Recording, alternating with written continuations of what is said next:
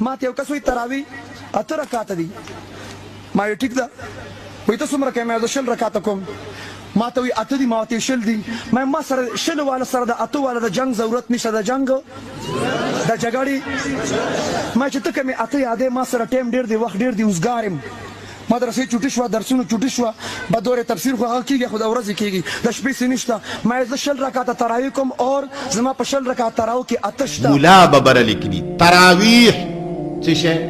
تراویح. ستا پلار بم په قرآن کې تراویح ونه ښیي او په حدیثو کې به یې ونه ښایي.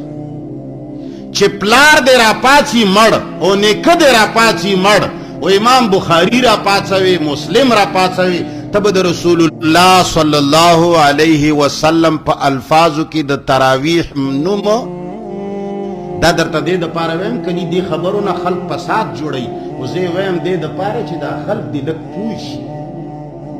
ته به د تراویح نوم کوه، دې خودل خدا ګزو دا میدان دا تراویح ټکی به کتاب کی مولا لیکلی، باب التراویح دا به چا لیکلی؟ دیتا د پیغمبر په کلام کې قیام اللیل وی. څه شی وی؟ د شپې مونځ. دا څه شی دی؟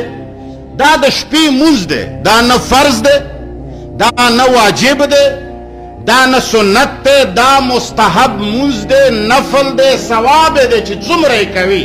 تهجد مونځ دی وی کا 8 رکعاته، 20 رکعاته، 10 رکعاته، 45 پورې رکعتونه مصنف ابن ابي شیبه او داسې نورو کتابونو نقل کړي. 45 پورې شته که 40